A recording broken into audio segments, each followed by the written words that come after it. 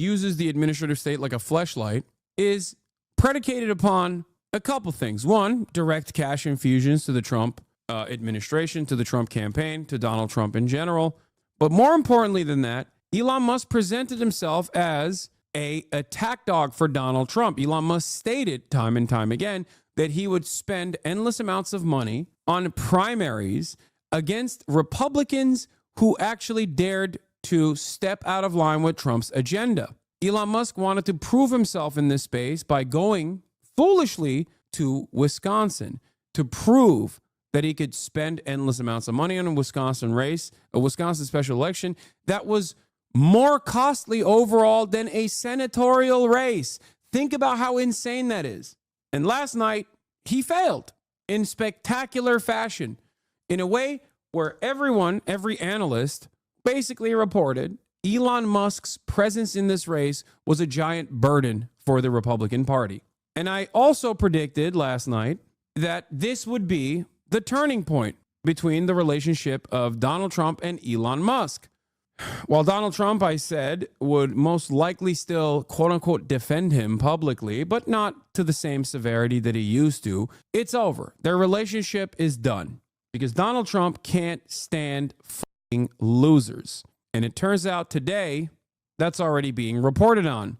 As I said last night, I said the first real moment for the Trump-Elon split, he can't stand losers. It turns out there's already a political reporting on the matter. Trump tells Inner Circle that Musk will leave soon. He's so fast with it. Now we wait for the relationship between the divas to deteriorate publicly.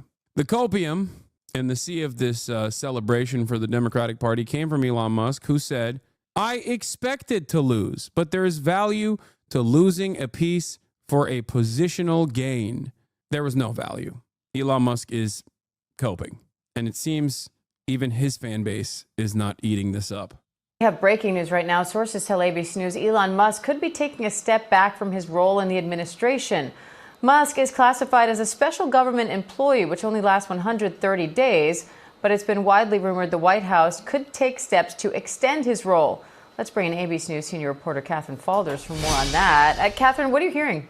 Yeah, so we know what Trump has said publicly here, but the timing of this in terms of what our sources are telling us that Trump is saying privately to advisors today is significant because, of course, it comes on the heels of that Wisconsin Supreme Court race where the Democrat there won. And we know that Musk poured millions of dollars. Musk and his groups poured millions of dollars into that race. So significant that Trump is saying this behind the scenes, but also important context to this is just a couple days ago in the Oval Office, Trump was asked very specifically about Musk's status as a special government employee, that 130-day limit. And Trump did indicate on Monday that Musk would be taking a step back in some way. Trump said he thinks that Musk is amazing.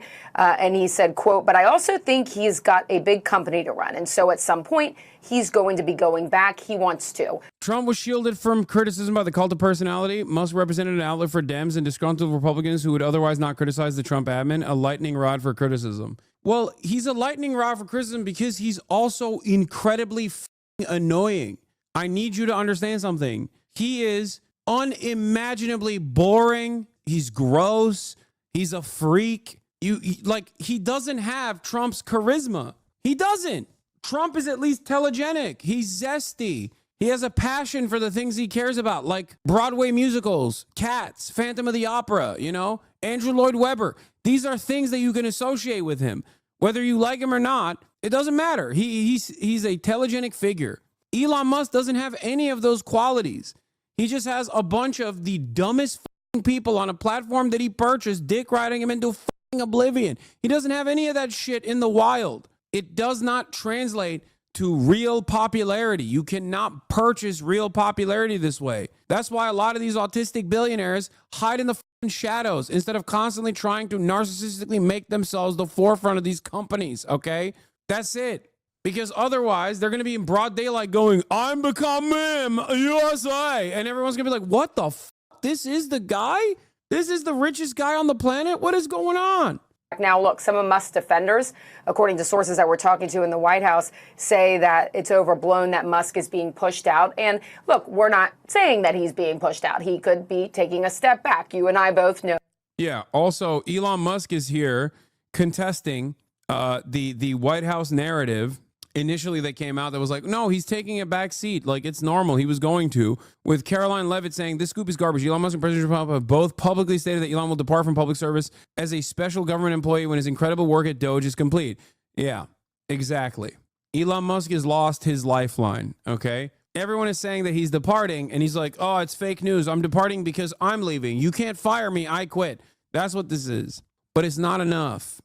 It's not enough. We need more. Because Elon Musk and Donald Trump, in some ways, are cut from the same cloth. They are both narcissistic, thin-skinned man-children who are very stubborn and have a lot of pride.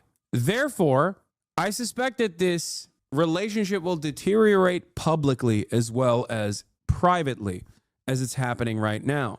Because once Trump recognizes that Elon Musk's attack dog, pit bull attitude at the behest of Donald Trump will not serve Trump's agenda, when Republicans call Donald Trump and say, please don't send Elon to our special elections or whatever, he will have no more use for Elon Musk. It's that simple. Especially when Elon's unpopularity moves beyond being a vector for all the hatred, like a shield, because everyone is too focused on Elon Musk to shit on Donald Trump, into a genuine burden for Trump's administration and his agenda, as he has become now the singular nuisance. Trump is going to have to cut him out. They will either demand that he keep paying his way quietly and in private without making much of a hassle or without saying anything publicly, which I don't think Elon Musk will comply with. After all, this man is so narcissistic that he has to do his own announcements. He has to do his own product announcements. He thinks he's got Steve Jobs's charisma. He does not. So he won't just give them money without while being relegated into the shadows. He will want to also keep speaking out. And the more he speaks out, the worse the outcomes will be, because association with Elon Musk is an immediate indication of corruption and billionaires interfering with American politics in ways that Americans clearly don't like. So I think Trump will have to cut or sever the ties publicly at a certain point. I will admit, I hate that Donald Trump did the tariff drop today. I plan on spending most of the day on this and doing victory laps and talking about how glorious this is. And then Donald Trump came in and destroyed the economy with the stroke of a pen. And it ruined my plans of talking about how Elon sucks shit and how everybody hates him. And if I were in his shoes, I'd just go away. You got to admit, this is a bit of an overreaction. Like, Trump is honestly going to pass on access to a limitless checkbook simply because the dude is a Thorbjorn main? Yes. Yeah, I think it may have backfired. Look, I think if there's one thing we should be taking away from the results in Wisconsin and the polling that we have from Wisconsin and national, if you are a Republican candidate running in a swing state, you don't want Elon Musk anywhere near you. Yes, maybe you like the money, but you do not want his presence in your state. Why is that? Elon Musk, simply put, is an unpopular guy. He is political poison. Look in Wisconsin, his net favorable rating, minus 12 points, 12 points underwater. That is an even worse number when you look nationally. Look at that. It's minus 17 points. So if there's one big lesson to take away from Wisconsin, is Elon Musk does not help Republicans when he shows up. If anything, the data suggests that he hurts them. Republicans, stay clear. Like, look at this. Look at this stance. You're getting clowned on by a dude whose legs are buckling at the mere thought of destroying you with words. He got the fucking hentai legs, dude. He's got the ooh-woo kawaii legs up in here. He's looking like me trying to do a Japanese dance. The worst thing about this is that the Dems will just say, yeah, we don't need to do shit and just win. I mean, I feel like they didn't need any proof to do that anyway, because when their approval ratings are plummeting, they're still saying, we don't have to do anything.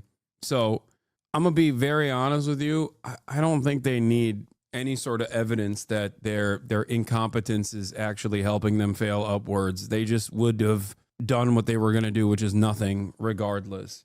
And for the record, their approval ratings show that they are still very much out of favor. People do not f with them. Trust. Elon Musk irritates some in the cabinet and some in the administration. Trump still likes him. He also recently told Trump team he wants to spend $100 million through Trump groups. Musk is a useful heat shield for Trump, as evidenced by him hurling himself into the Wisconsin race to the bewilderment of some around the president. I think he could have also just dumped some money in the Florida races and called it a day. That's also what's so